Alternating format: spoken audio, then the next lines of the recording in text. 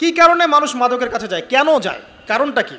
আমরা যখন ফিলোসফি পড়তাম তখন একটা তত্ত্ব পড়ানো হয়েছে আমাদেরকে। তত্ত্বটার নাম হচ্ছে কার্যকারণ তত্ত্ব। মানে প্রত্যেকটা কাজের পিছনে একটা কারণ থাকে, ঠিক আছে? এই যে মুসলিমরা নামাজ পড়ে কেন? আল্লাহর জন্যে। মুসলিমরা জাকাত দিবে কেন? আল্লাহকে সন্তুষ্ট করার জন্যে। মুসলিমরা প্রতিটা কাজ কেন করে? পরকালের স্বার্থে। পরকালের স্বার্থ নাই, আমি নাই। যে কাজে পরকালের স্বার্থ নাই সে কাজে মুসলিমরা নাই। তাই প্রতিটা কাজের পিছনে একটা কারণ থাকে। দেখবেন কেন সে সুদ খাচ্ছে? তার পরিবারের স্বার্থে। কেন সে ঘুষ নিল? তার ছেলে মেয়ের উন্নয়নের জন্যে। কেন সে দুর্নীতি করছে? বিকজ সম্পত্তি অর্জন করে সে তার ভবিষ্যৎ প্রজন্মকে সিকিউর করতে চায়। কেন সে মাদক খেলো? ওই যে গার্লফ্রেন্ড ছেড়ে চলে গেছে তাই। কেন মাদক খেলো? ওই যে এক বন্ধু মাদক খায়, সে ডাকছে, আয় একটা টান দে, সঙ্গদোষ। কেন সে মাদক খেলো? পরিবারের চাপ, হতাশা। কেন মাদক খাচ্ছে? চাকরি পায় না, বেকার, মাদক খাচ্ছে। মানে মেন্টাল চাপগুলো নিতে পারছে না, সে মাদক খাচ্ছে। সবচেয়ে বেশি মানসিক চাপ কাদের উপর আসে জানেন? 1 নম্বর নবীগণের উপরে, 2 নম্বর আল্লাহর সৎ বান্দাদের উপরে, তারপর যার ঈমান যত উঁচু তার উপর মানসিক চাপ তত বেশি আসে। এখন যদি মানসিক চাপের সলিউশন মাদকই হবে তাহলে তো আমাদেরই মাদক খাওয়া দরকার ছিল, নাউজুবিল্লাহ। আর আমরা যে পরিমাণ মানসিক চাপ ফেস করি তা চিন্তাই করতে পারবেন না। যে যত বড় দায়িত্বশীল, যারা পলিটিশিয়ান, ওদেরকে জিজ্ঞাসা করবে তারা কি পরিমাণ মানসিক চাপ নিয়ে ঘোরে। আপনার কাছে মনে হচ্ছে যে একটা ক্ষমতা পেয়েছেন, খুব মানে উনি অনেক বড় ক্ষমতাধর, উনি অনেক ভালো আছেন, উনি মোটেই ভালো নাই। ওনাকে জিজ্ঞাসা করেন, উনি মোটেই ভালো নাই।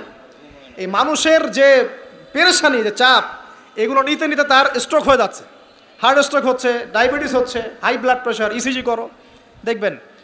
এ কারণে মানসিক চাপটা রিলিজ করতে হবে, তাই তো?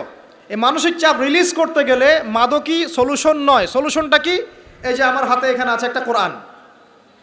মানসিক চাপ থেকে আপনাকে মুক্তি দিবে আল কোরআনুল কারীম, আর কিচ্ছু না। আরেকটা বিষয় কোরআনের সাথে, সেটা হলো প্রথমে বলেছি 5 ওয়াক্ত নামাজ।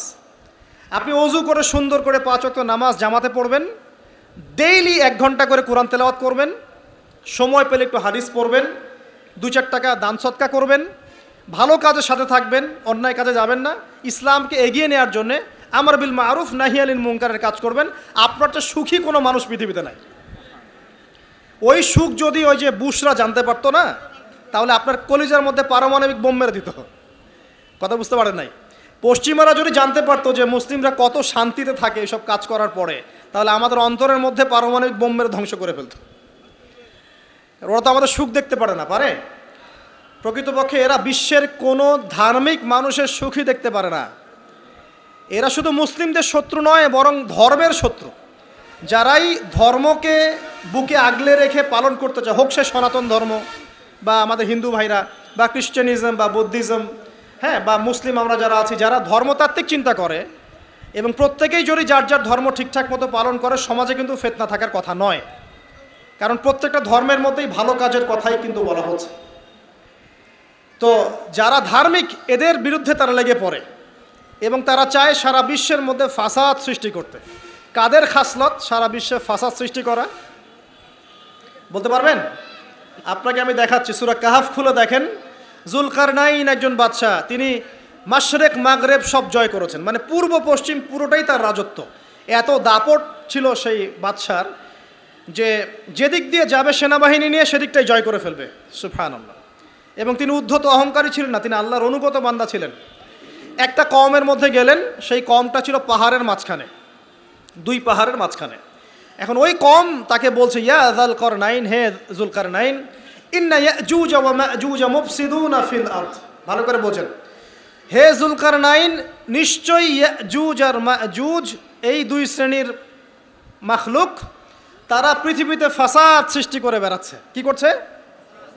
সারা পৃথিবীতে ফাসাদ সৃষ্টি করে বেড়াচ্ছে। ফাহাল নাজআলু লাকা খরজান আলা আন তাজআলা বাইনানা ওয়া বাইনাহুম সাদ্দা।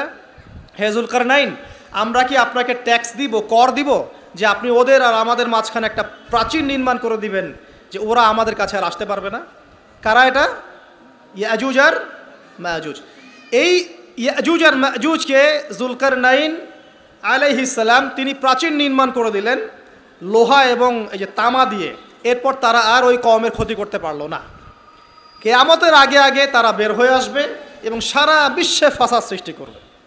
এখনও তারা বের হয়ে আসছে, আমি সেটা বলছি না, কিন্তু এখন পুরো বৈশ্বিক প্রেক্ষাপটে যারা বিশ্বে ফাসাদ সৃষ্টি করে বেড়াচ্ছে, এদের মধ্যে এই ইয়াজুজ মাজুজের খাসলত আছে, চরিত্র আছে। দেখবেন ওই দিকে ইউক্রেনকে ব্যস্ত রেখেছে রাশিয়ার এগেনস্টে এবং নিউক্লিয়ার যুদ্ধ বাঁধানোর পায়তারা করছে। এটা অলমোস্ট আমাদের ঘরের কোনায় চলে এসেছে। নকিং অ্যাট দ্য ডোর বলে একটা কথা আছে ইংরেজিতে, একদম ঘরের কোনায় যে কোনো মুহূর্তেই দেখবেন ওয়ার্ল্ডে একটা ম্যাসাকার সৃষ্টি হয়ে গেছে আর কি। ওইদিকে তাইওয়ানকে ব্যস্ত রেখেছে চায়নার এগেনস্টে, ওইদিকে ইসরায়েলকে ব্যস্ত রেখেছে প্যালেস্টাইনিদের এগেনস্টে, এদিকে দেখবেন যে ইরাকে ব্যস্ত রেখেছে এই কন্টিনেন্টকে ISIS দিয়ে, ঠিক আছে, বাংলাদেশকেও ব্যস্ত রাখার চেষ্টা করছে মায়ানমারকে দিয়ে, দেখছেন না?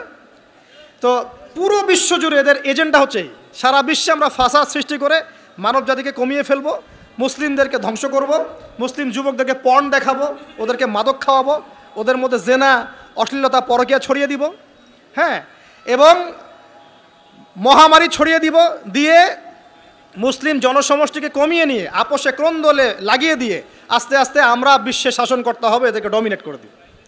এবং এই এজেন্ডা বাস্তবায়নের দিকে তারা এগিয়ে যাচ্ছে সুকৌশলে। আর আমরা কি করছি ভাই? আমরা শুধু কাজ যতটুকু না করছি তার চেয়ে বেশি আমরা আইওয়াসা শোডাউন করছি। দেখেন বেশিরভাগ মানুষ আমাদের নামাজের খবর নাই, বেশিরভাগ মানুষ তাজকি আত্মশুদ্ধির খবর নাই, ভালো আলেমের কাছে এসে পড়ে থাকবে কোনো খবর নাই, কোরআন পড়া শিখবে এসবের খবর নাই। যেগুলো করলে কোনো সমস্যা হয় না বা অল্প পরিশ্রমে করা যায়, ওই যে ঘরের মধ্যে শুয়ে শুয়ে ফেসবুকে 2 লাইন লেখা যায়, খুব সহজ, লিখলেন আবার শুয়ে গেলেন, কোনো সমস্যা নাই।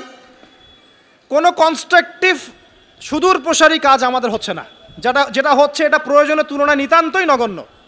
এই কারণে আমাদের যারা দিন, আমরা যারা বুঝি, যাদের মধ্যে ইসলামের চেতনা আছে, ইসলামকে ভালোবাসি, আমরা যারা চাই দিন এগিয়ে যাক, আমাদের কনস্ট্রাকটিভ কাজ করতে হবে, মানে সুদূর প্রসারী কাজ করতে হবে।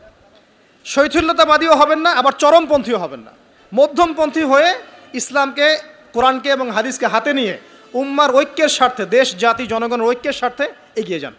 আল্লাহ পাক আপনাদের হাতকে শক্তিশালী করুন, দোয়া করে। এখানে খুবই স্মার্ট হতে হবে এবং বেসিক কাজগুলো খুব বেশি করে করতে হবে। বেসিক কাজ কি ভাই? বেসিক কাজ হচ্ছে আপনার নামাজ, বেসিক কাজ আপনাকে কোরআন শিখতে হবে, বেসিক কাজ আপনাকে আরবি শিখতে হবে, বেসিক কাজ আপনি যেখানে পড়াশোনা করছেন এই পড়াশোনা করে ওই জ্ঞানটাকে দিয়ে ইসলামের খেদমতে আপনাকে কল্যাণে কাজ করতে হবে। বেসিক কাজ যেখানে আপনাকে আল্লাহ পাক দায়িত্ব দিবেন সেখান থেকেই আপনাকে দিনের খেদমত করতে হবে। ডক্টর হন, দিনের খেদমত করেন, ইঞ্জিনিয়ার হন, দিনের খেদমত করেন, পলিটিশিয়ান হন, কোনো আপত্তি নাই, আমরা আপনাকে ভোট দিব ইনশাল্লাহ, আমরা আপনাকেই ভোট দিব ইনশাল্লাহ। আপনি ওখানে গিয়ে দিনের খেদমত করেন, আল্লাহ পাক তৌফিক দান করুন। কথা কি বুঝতে পারছেন? ইসলাম ক্ষমতা জোর করে আদায় করে নেওয়ার জন্য আসে নাই।